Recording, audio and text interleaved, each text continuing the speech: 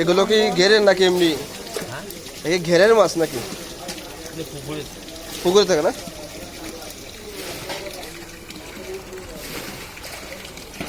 অবাক লাগতেছে মাছগুলো পুরো তাজা।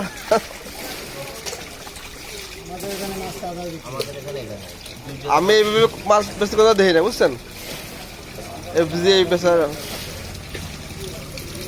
কেজি কত টাকা? 240। মাছটা সুস্বাদু। এইগুলো আরো বড় হয় না একা মাছ? এই মাছ আরো বড় হয় না নাকি এই সাইজ?